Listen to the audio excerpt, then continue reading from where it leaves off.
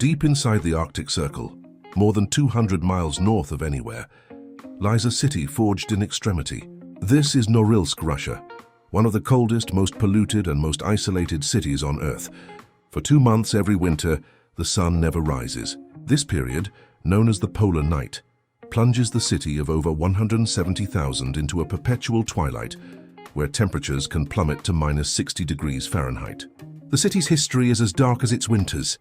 It was founded in the 1930s as a gulag, a prison camp where tens of thousands of prisoners were forced to build the massive mining and metallurgical complex that defines Norilsk to this day. That complex made Norilsk the world's largest producer of nickel and palladium, but it came at a staggering environmental cost. The smelters release millions of tons of sulfur dioxide into the air annually, creating severe acid rain and turning the snow black. The city is officially closed to foreigners, a remote outpost built on permafrost and suffering. Yet within this harsh reality, life goes on. People adapt, find community and endure, living out their lives in one of the most challenging urban environments on the planet. The story of Norilsk is inseparable from the story of the Gulag. In 1935, the Soviet leadership established the Norilsk Corrective Labor Camp, or Norilsk, one of the most brutal camps in the entire Gulag archipelago. Its purpose was to exploit the region's immense deposits of nickel, copper and cobalt, using the cheapest labor imaginable, prisoners. Over the next 2 decades, more than 400,000 prisoners were sent to Norilsk. They were political dissidents, common criminals and prisoners of war, forced into slave labor under unimaginable conditions. In the crushing cold of the Arctic, they built the mines, the smelters, and the city itself with their bare hands. Tens of thousands perished from starvation, frostbite, exhaustion, and executions. But the spirit of resistance was not entirely broken. In the summer of 1953, following Stalin's death, the prisoners of Norilsk staged one of the largest and longest-lasting uprisings in the history of the Gulag. For over 2 months, they organized non-violent strikes, demanding better conditions and a review of their cases. The rebellion was ultimately crushed by the military.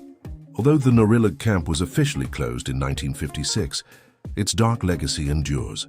The modern city of Norilsk, with its vast industrial complex, stands today as a monument built on the suffering and sacrifice of the hundreds of thousands who were imprisoned there. Norilsk began not as a city, but as a sentence. In the 1930s, this was nothing but frozen wasteland, until the Soviet Gulag brought tens of thousands of prisoners to tear minerals from the permafrost. They built the mines and factories with their lives, laying a foundation of suffering in the Siberian Arctic. This was Norilsk, a city born of state terror. After Stalin's death, the camps closed, but the city remained. A new chapter began.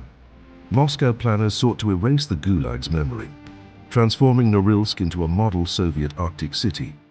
The wooden barracks were torn down, replaced by concrete apartment blocks painted in bright colors to fight the gloom of the polar night, all built on stilts, driven deep into the frozen ground. Generations came and went. The Soviet Union fell, but Norilsk and its massive nickel industry endured, now a hub of capitalism in the far north. Today, life continues in one of the world's most extreme environments. The bright facades of the buildings fade under layers of industrial soot, a constant reminder of the factories that give the city its purpose. Norilsk is a city of profound contradictions, a place of opportunity for some, a toxic prison for others, forever haunted by the ghosts of the Gulag upon whose foundations it is built.